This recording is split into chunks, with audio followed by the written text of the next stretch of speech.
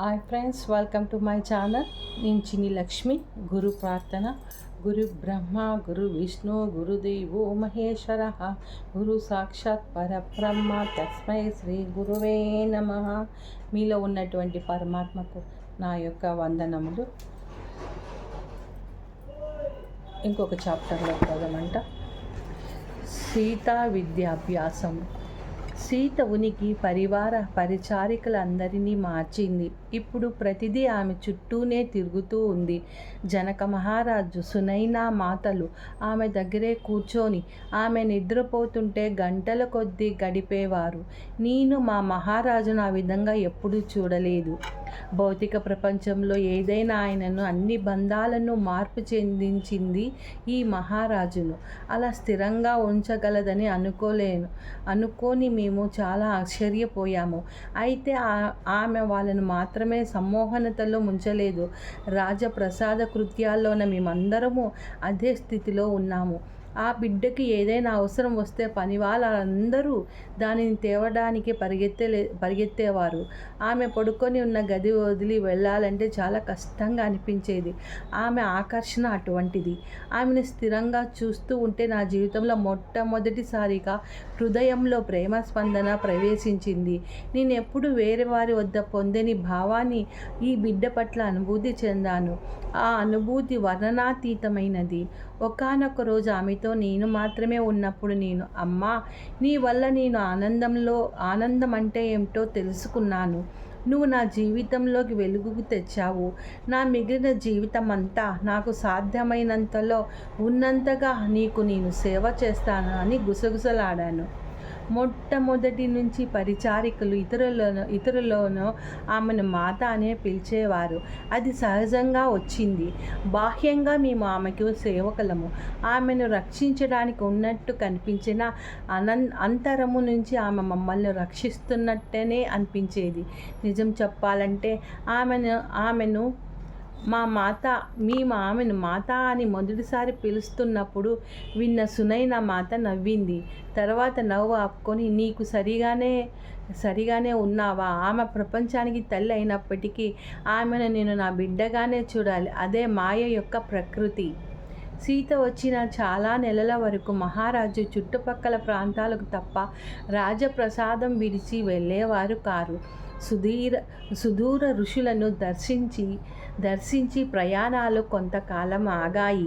అయితే సీతకు సంవత్సరం నిండే నాటికి ఒకానొక ఋషి ఆహ్వానాన్ని మన్నించి ఆయనను దర్శించటానికి సిద్ధమయ్యారు. సీతకు వీడ్కోలు చెప్పటానికి వచ్చారు. నేను సునైనా మాతతో పాటు అక్కడే ఉన్నాను. తాను వెళ్తున్న చోటు నుంచి ఆయనను సీతకు వివరించగా సునైనా మాత నా వైపు నవ్వుతూ, మహారాజా, సీతతో ఆ పసిపిల్లతో పెద్దవాళ్ళు మాట్లాడుతున్నట్లు మాట్లాడుతున్నారే అన్నట్టు చూసింది. అయితే ఆమె సెలవు తీసుకోవడానికి లేచేసరికి సీత ఆయనకు తన చేతులను ఇచ్చింది. వాళ్ళ కళ్ళు కలిశాయి. ఒక్క క్షణం పాటు ఆయన కదలలేదు, ఏమీ మాట్లాడలేదు. ఆ తర్వాత ఆమెకి బదిలించినట్లు, సరే, నేను కూడా నాతో తీసుకువెళ్తాను అన్నారు. సునైనా మాత వద్దు అనిపోయింది. కానీ మహారాజా ఆమె పెదవులపై వేళ్ళు ఉంచారు. ఆమె వస్తాను అంది. నేను ఆమెను కాదు అనలేను. మీరు ఒక్కరే ఆమెను జాగ్రత్తగా చూసుకోలేరు. నేను చక్కగా చూసుకోగలను. ఆమెను చూసి ఈ ఆశ్రమంలోనే ఋషులంతా ఎంతో ఆనందిస్తారు. నేను ఖచ్చితంగా చెప్పగలను. మీరు ఆమెను తప్పకుండా తీసుకువెళ్ళేటట్టయితే మీనాక్షిని, ఉషాను కూడా మీతో తీసుకువెళ్ళండి అన్నది. ఉష పరివార కృత్యాలలో అంకితభావంతో చేసే యువ పరిచారిక. ఆమె అప్పుడప్పుడు నా పనిలో సహాయం చేసేది. మహారాజు నా వైపు చూసి, సరే మీనాక్షి, నువ్వు నాతో రా, ఉషకు కూడా చెప్పు అన్నారు. నేను రాజప్రసాదం వదిలి ఎప్పుడూ ప్రయాణించలేదు. అంతేకాదు ఏ ఋషి ఆశ్రమాన్ని దర్శించలేదు. ఇదంతా నాకు ఒక సరికొత్త అనుభవం. ఆశ్రమం చేరటానికి ఆ పగలంతా పట్టింది. అయితే దారిలో మేము అనేక సార్లు ఆగాము. మహారాజు అటువంటి సందర్భాలలో సమీప గ్రామ ప్రజలతో సంభాషించటానికి, వారితో కలిసి భోజనం చేయటానికి ఉపయోగించారు. ప్రజలు మొదటిసారిగా రాజకుమారి సీతను కలిశారు. మహారాజు తన కుమార్తెతో పాటు ఆ మార్గంలో వెళ్తున్నారన్న వార్త ఆ నోట ఈ నోట పాకి వారిని అభినందించడానికి ఊళ్ళే కదిలి వచ్చాయి. అక్కడికి చేరిన సమూహాలతో మహారాజు వ్యవహరించిన తీరు నన్నెంతో ఆశ్చర్యపరిచింది. ప్రజలు ఆమెను తాకి ఎత్తుకోవడానికి చేసే ప్రయత్నాలను ఆయన అడ్డుకోలేదు. సీత ఆనందంగా నవ్వుతూ తుళ్ళుతూ ఉన్నది. చివరకు మేము ఆశ్రమం చేరాము. మాతో పాటు చిన్న బిడ్డ సీతను చూసి ఆ ఋషి ఎంతో మాత్రము ఆశ్చర్యపడలేదు. నువ్వు వస్తావని నేను అనుకుంటున్నాను అన్నారు. ఆయన సీతతో, నువ్వు నా ప్రథమ పాఠాల కోసం వచ్చినందుకు సంతోషం అంటున్నారు. ఆ ఋషి ఆ మహారాజు తన కుటీరంలోకి తీసుకువెళ్ళగా నేను సీతకు నాకు ఉషకు కేటాయించిన కుటీరంలోకి వెళ్ళాం. అది సుదీర్ఘ ప్రయాణం. ఆ ప్రయాణం అంతటిలోనూ సీత మేలుకొనే ఉంది కనుక ఇంకా నిద్రపోతుంది అని నాకు తెలుసు. ఉష నేను ఆమెకి త్వరగా పక్క సిద్ధం చేసి సీతకు పడుకోబెట్టి ఉష ఆమె ప్రక్కనే జోకొడుతూ కూర్చుంటే నేను మెల్లగా పాడసాగాను. నేను అటు చూసేసరికి ఆమె నిద్రపోలేదు. అయితే నేను కూడా తెల్లవార్చే వరకు నేను పాడుతూనే ఉన్నాను. కొంతసేపటి తర్వాత నేను ఉలిక్కిపడి లేచాను. నేను సీత పడుకున్న పక్క పైకి దొర్లాను. అయితే అప్పుడు గాఢంగా నిద్రిస్తున్న ఉష తప్ప అక్కడ సీత లేదు. ఆ పక్క ఖాళీగా ఉంది. మాత అంటూ నేను పలుమార్లు పిలిచాను. ఆమె కుటీరంలో లేదు. నా అరుపులకు ఉష నిద్ర లేచింది. మేమిద్దరం భయంగా బయటికి వెళ్ళాం. అది అర్ధరాత్రి. సీత ఎక్కువ దూరం వెళ్ళి ఉండదు అనుకుంటూ ఆ వరణం అంతా వెతికాము. కానీ ఆమె ఎక్కడా కనపడలేదు. మహారాజు ఋషులు కూర్చున్న చోట నుంచి పల్చటి కాంతి వెలువడుతుంది. నేను వారికి ఆ విషయం తెలియజేయాలి, వాళ్ళను మాట్లాడించాలి అంటే సంకోచంగా ఉన్నప్పటికీ వేరే ఏమీ ఏం చేయాలో తెలియక ఉషను వెతుక్కుంటూ ఉండమని చెప్పి నేను వారి కుటీరం వైపు నడిచాము. ఆ తలుపు కొంచెం తెరిచింది. నేను మహారాజా ఆ ఋషితో పాటు మరికొందరు గాఢ ధ్యాన స్థితిలో కూర్చొని ఉండటం చూశాను. నేను ఏం చేయాలి అనుకుంటూ అక్కడే భయంతో నిలబడి ఉండగా మహారాజు మెల్లగా కళ్ళు తెరిచి గదిలో ఓ మూలకు వెళ్ళారు. ఆయన మెల్లిగా ఆమె లోపలికి ఇప్పుడే నడిచి వచ్చింది అన్నారు. సీతాపాప అప్పటికి ఇంకా తన మొదటి అడుగు వేయకపోవడం వలన ఆయన స్వరంలో ఆశ్చర్యం స్పష్టంగా కనపడింది. ఖచ్చితంగా నేను సరిగా వినలేదా అనుకుంటూ, నడిచిందా అని అడిగాను. ఆయన తల ఊపి ఆమెను ఇక్కడే ఉంచి వెళ్ళి పడుకో మీనాక్షి, అంతా సవ్యంగానే ఉంది. ఆ రాత్రి నుంచి సీత ప్రతి చోటుకు నడిచేది.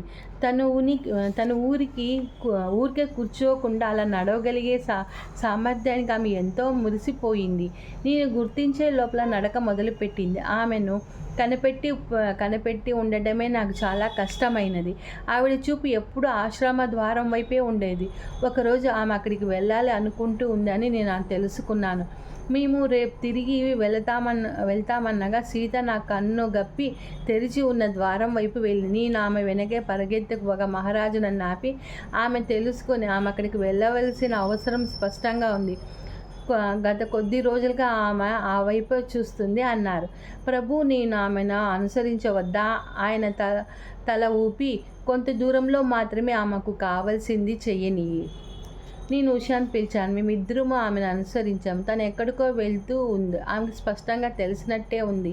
ఏ సంకోచము లేకుండా ఆమె అడవిలోకి వెళ్ళి అక్కడ గాయపడి చెట్టు చాటున దాగి ఉన్న చిన్న జంతువులను తన చేతిలోకి తీసుకున్నది. తర్వాత ఆమె చుట్టూ చూసి జంతువులతో ఉషా నేను కొద్ది దూరంలో వెంబడిస్తుండగా ఆశ్రమానికి తిరిగి వచ్చింది. ఆమె జంతువును మా కోసం ఎదురు చూస్తున్న తన తండ్రికి ఇచ్చి ఏడవడం మొదలుపెట్టింది. మహారాజుకు వెంటనే అర్థమైనది. ఆ చిన్న జంతువుకు మనం సాయం చేద్దామని ఆయన ఆమెకు మృదువుగా చెప్పారు. కంటినీరు ఇంకా కారుతుండగానే ఆమె తల పట్టుకుంది. ఆ సందడి విని అనేక మంది ఆశ్రమవాసులు ఏం జరిగిందో అనుకుంటూ వచ్చారు. వారు ఆ జంతువుకు చిన్న పక్క ఏర్పాటు చేసి దాని విరిగిన కాలుకు కట్టు కట్టారు. అయితే ఆ రాత్రి అది చనిపోయింది. ఆ తర్వాత సీత మౌనంగా ఉండిపోయింది. ఆ ద్వారం పట్ల కానీ ఆశ్రమం దాటి వెళ్ళడం కానీ ఆమె ఏమాత్రము ఆసక్తి చూపలేదు. ఆమె తన తండ్రి పక్కనే కూర్చోయింది. ఇంకా బయలుదేరే సమయం వచ్చింది. మేము వెళ్ళి 1 వారం అయింది. అయితే సునైనా మాత మమ్మల్ని చూడగానే 1 సంవత్సరం అయినట్టు ఉంది. సీత చాలా పెరిగింది, ఇప్పుడే నడుస్తుంది కూడా అన్నాను. అంతేగాక ఆ చిన్న జంతువుతో అనుభవము ఆమెపై చాలా ప్రభావం చూపినట్లయింది. ఆమె వెళ్ళేటప్పుడు శిశువులా వచ్చింది, వచ్చేటప్పుడు బాలికలా వచ్చింది. ఇప్పుడు జనక మహారాజు ఋషులను దర్శించడానికి వెళ్ళినప్పుడు చాలాసార్లు సీత కూడా వెళ్తూ ఉండేది. ఆయన ఎప్పుడు కొంతమంది పరిచారికులను కూడా తీసుకొని వెళ్ళేవారు. కానీ వారితో వెళ్ళే అవకాశం నాకు అరుదుగా దొరికేది. తిరిగి రాగానే ఆ పరిచారికుల ఆశ్రమంలోని శిష్యులతో కానీ, దగ్గరలోని అడవిలో జంతువులకు కానీ సీత సవాసం కథలుగా చెప్పేవారు. వారు మేము అక్కడ ఉన్నట్టు భావించేటట్లుగా వర్ణించి చెప్పడం వల్ల మాకు చాలా అక్కడికి వెళ్ళిన అనుభూతి కలిగేది.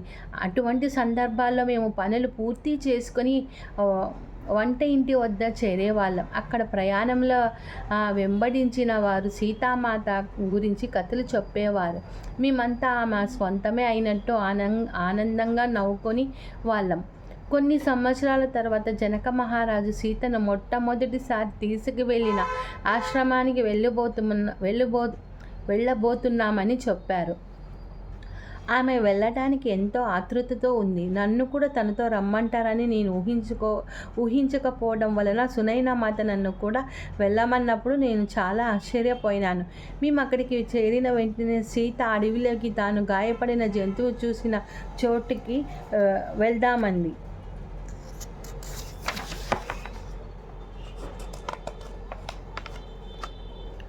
నీకు అది జ్ఞాపకం ఉందా అని ఆశ్చర్యంగా అడిగాను. ఆమె తల ఊపి, నేను నిద్రపోతున్నప్పుడు ఆ గాయపడిన జంతువుని చూశాను.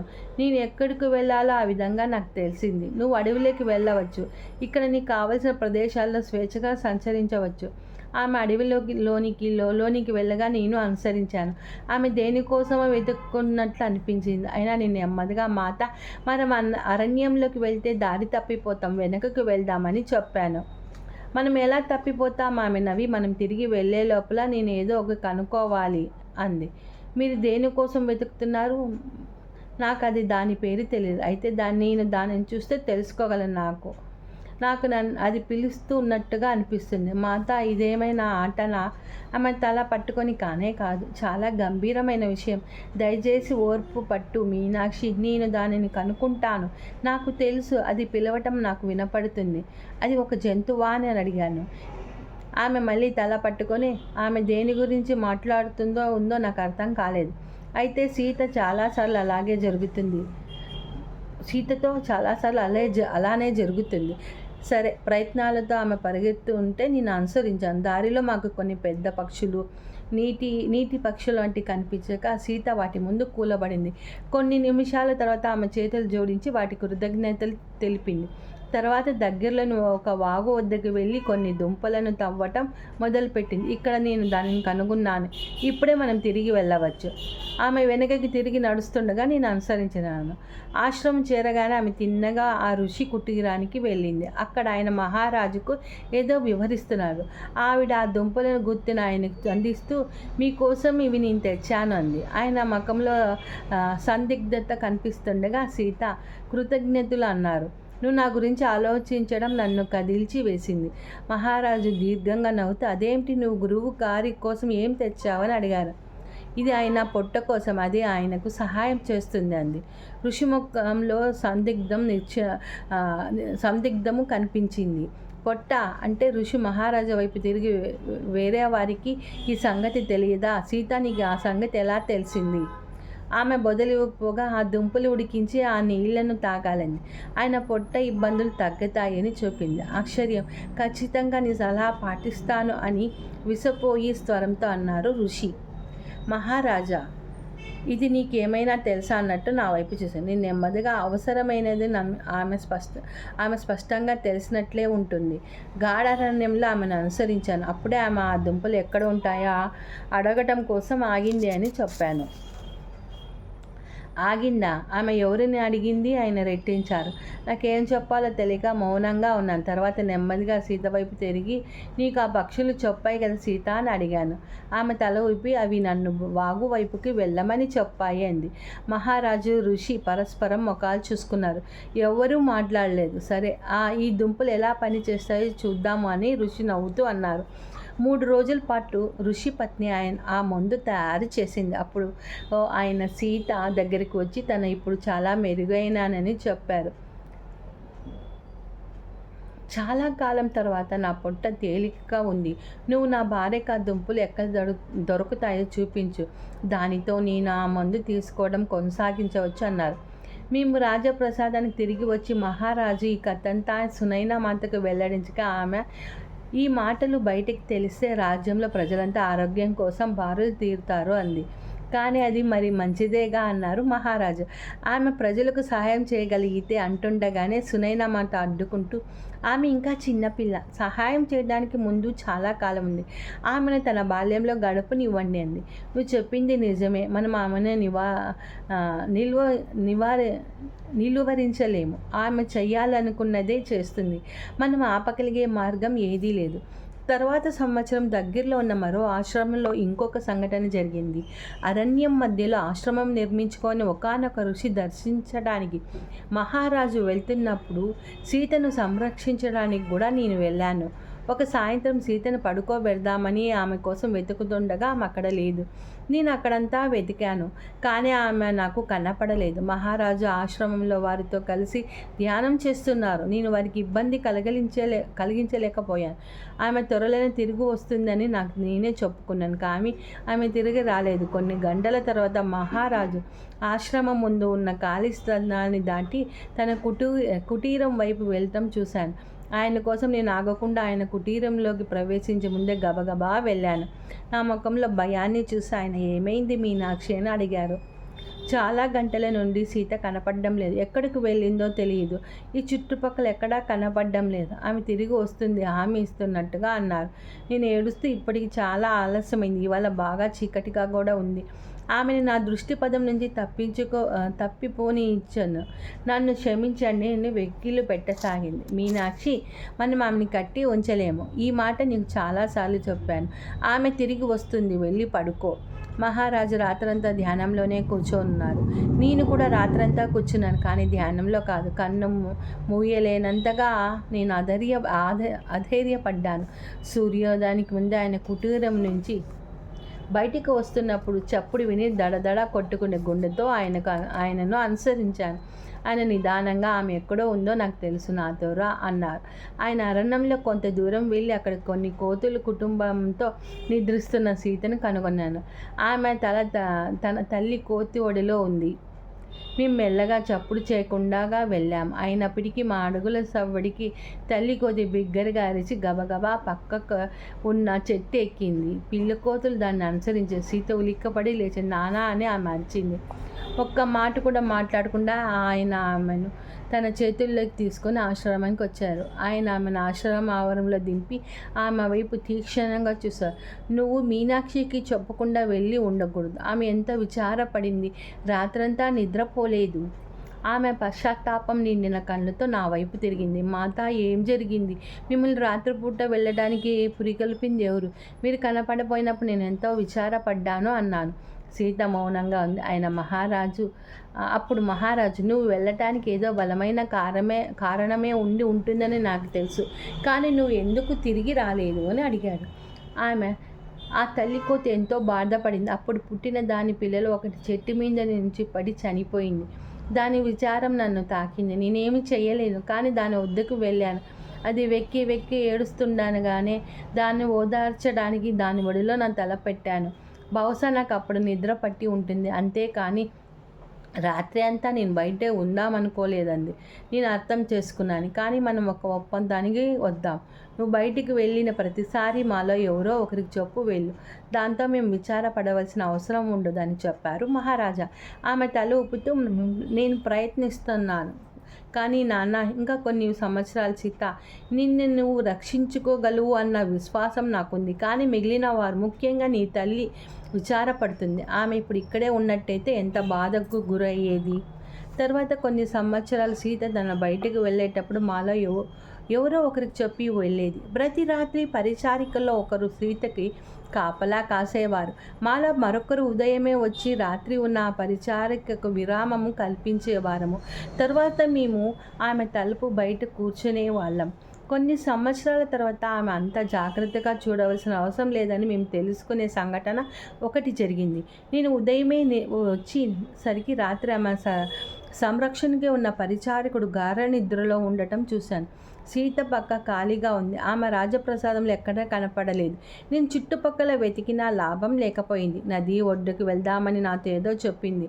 అక్కడ నాకు ఒక ఆమె కనపడింది. ఆమె నదితో సంభాషిస్తూ దాన్ని కోపడుతుంది. నేను చప్పుడు చేయకుండా ప్రక్కన కూర్చున్నా. ఆమె ఇటు ఇటు తిరిగినప్పుడు నన్ను చూసింది. అప్పటికి ఇంకా కోపపడే ధోరణిలోనే ఉంది తప్ప క్షమాపణలు చెప్పినట్లేదు. ఏమిటిది తల్లి, ఇంత పొద్దున్నే నిన్ను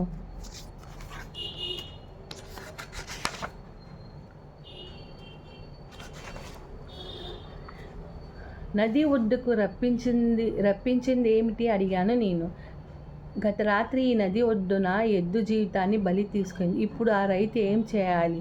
ఆయన తన పొలాలను ఎలా దున్నుతాడు? అది సరైన పని కాదు.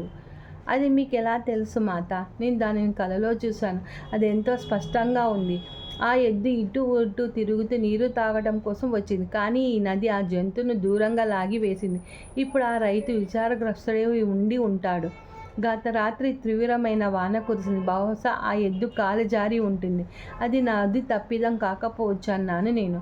నాకు నదిని వెనుక వేసుకొని రావాల్సిన అవసరం ఏముందో తెలియకుండానే. నువ్వు చెప్పింది నిజమే అయి ఉండొచ్చు మీనాక్షి. అయినప్పటికీ మనం ఇప్పుడు ఆ రైతుకి సహాయం చేయాలి.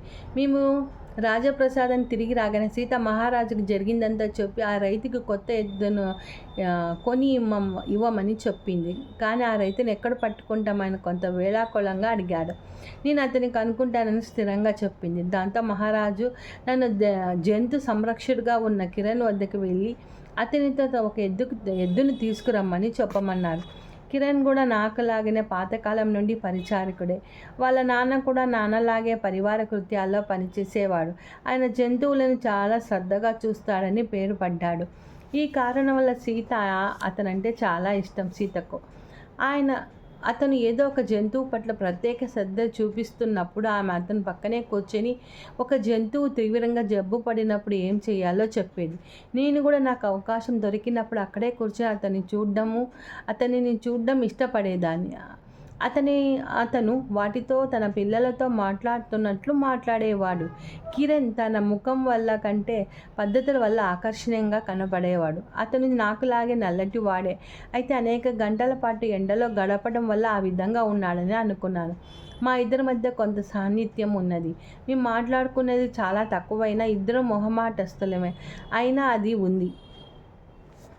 మాత కోసం కిరణ్ ఏదైనా చేస్తాడు. నేను అతనితో ఆమె కళ గురించి చెప్పగానే మా ఎద్దులలో ఒక దాని మహారాజా వద్దకు తీసుకొచ్చాడు. ఆ తర్వాత ఏం జరిగిందో అతను నాతో చెప్పాడు. మహారాజా, సీత, కిరణ్ మరి ఆ ఎద్దు నది ఒడ్డుకు వెళ్తూ ఒక్కొక్క రైతును రాత్రి మీరు ఎవరైనా ఎద్దును పోగొట్టుకున్నారా అని అడిగిసాగారు. ఎవరు అవును అనలేదు. సీత, బహుశా నువ్వు చూసింది ఒట్టి కళ అయ్యి ఉంటుంది. అందరి ఎద్దులు రక్షితంగానే ఉన్నాయన్నారు. మహారాజు కొంచెం సేపటికి తర్వాత లేదు ఆమె స్థిరంగా చెప్పింది. అది సత్యమేనని నాకు తెలుసు. వాళ్ళు నది ఒడ్డున మరింత ముందుకు వెళ్ళి నడిచాడు. ఎట్టకేలకు తన ఎద్దును కోల్పోయి విచారంతో ఉన్న రైతును చేరుకున్నారు. ఆ రైతుకు కొద్దిపాటి పొలము ఉంది. దాన్ని దున్నటానికి 2 ఎద్దులు ఉన్నాయి. వాటిలో ఒకటి కనపడకపోవటం వల్ల అతనికి నష్టం కలిగిస్తున్నది. మహారాజు తన కోసం కొత్త ఎద్దును తీసుకురావడం చూసినప్పుడు కృతజ్ఞతతో ఆయన పక్కన కూలపడ్డాడు. అయితే మహారాజు, ఈ గొప్పతనం నాది కాదు. సీత ఇక్కడికి రావాలని పట్టుపడింది. ఆమె రాత్రిని ఎద్దు కొట్టుకుపోవటం చూసింది. ఆమె నుండి అది బహుమతిగా స్వీకరించని చెప్పారు. ఆ తర్వాత నేను సీతను నది పక్కన మళ్ళీ చూశాను. అయితే ఈసారి ఆమె కోప్పడుతున్నట్లేదు, విచారపడుతున్నట్టుంది. తాను కఠినంగా మాట్లాడినందుకు నదికి క్షమాపణలు కోరటానికి వచ్చింది. నేను ఆమె పక్కనే కూర్చొని ఉండగా నదిలోని ఒక కాంతి పైకి రావడం చూశాను. అది నీళ్లు చుట్టూ కొన్ని నిమిషాలు తిరిగి మళ్ళీ లోతుల్లోకి అదృశ్యమైంది. అది కనపడడం వల్ల సీత తేలిక పడింది. చేతులు జోడించి నేను అర్థం చేసుకున్నానని గుసగుసలాడింది. అదేమిటి అని ఆశ్చర్యంగా అడిగాను. అది నదీ దేవత. అందమైన రూపం నీకు కనపడిందా? లేదు మాత, నేను కేవలం కాంతి పుంజాన్ని మాత్రమే చూశాను. ఆమె నాకు మరణం అనేది జీవితంలో ఒక భాగమని, ఆ ఎద్దుకు తన శరీరాన్ని వదిలి వేరే శరీరం ధరించే సమయం ఆసన్నమైనది కనుక ఆ ఎద్దును తీసుకున్నాను. మరణం గురించి విచారపడకూడదు. మరణం లేకపోతే జననం లేదని చెప్పింది. నేను ఆమెతో మాట్లాడిన విధానానికి ఎంతో ఎంతో ఎంతో ఎంతో విచారపడుతున్నాను. మాత, రైతు యొక్క దుఃఖం నీ హృదయాన్ని కదిల్చి వేసిందని ఆమె అర్థం చేసుకోగలదని నాకు తెలుసు. అవును, అందుకే ఆవిడ నన్ను ఇక్కడికి పిలిచింది. ఆమెను మళ్ళీ నేను ప్రశ్నించానంటూ లేవపోతుంది సీత. మరణం గురించి ఆమె చెప్పింది సత్యమే, అయితే అది చాలా కష్టమైన పాఠం మాత. ఆమె నన్ను చూడ్డానికి వెనక్కి తిరిగింది. కొన్ని నిమిషాల పాటు ఆలోచన పడి, మీ నాన్న చనిపోయిన తర్వాత నువ్వు చాలా కాలం బాధపడ్డావు కదా మీనాక్షి అని అడిగింది. ఏం చెప్పాలో నాకు అర్థం తెలియక తల ఊపాను. అయితే అప్పుడు నేను నిందించుకున్నావు కదా, అది మీకు ఎలా తెలుసు మాత అని నేను ఆశ్చర్యంగా అడిగాను. ఆమె నవ్వింది. నువ్వు ఇప్పటికీ ఇంత కొంత విచారపడుతూనే ఉన్నావు, కానీ అలా ఉండకూడదు. ఆయన మరణంతో నీకు ఏ సంబంధం లేదు. ఆయన వెళ్ళిపోయే సమయం వచ్చింది, దానిని ఎవరూ ఆపలేరు. ఆ సంభాషణ చాలా క్లుప్తంగా, సహజంగాను, వాస్తవాన్ని వ్యక్తీకరించినట్టుగాను ఉన్నా అది నాపై గాఢ ప్రభావం చూపింది. మా తండ్రి మరణం గురించి ఎక్కువసార్లు తలుచకపోయినా అప్పటి వరకు నా అపరాధ భావాన్ని కోల్పోలేదు. ఆ రాత్రి నా గదిలో కూర్చొని ఉండగా సీత నాలోని భావాలన్నింటినీ మౌనంగా నయం చేసిందని గుర్తించాను. సో ఈరోజుకి ఇక్కడికి స్టాప్ చేద్దాము. నెక్స్ట్ ఇంకా ఇది ఎండ్ కాలేదు, ఇంకా చదువు ఇంకా ఉంది, కంటిన్యూ చేద్దామంట. ఈరోజుకి ఇది స్టాప్ చేస్తున్నాను మధ్యలోనే. Okay, thank you friends.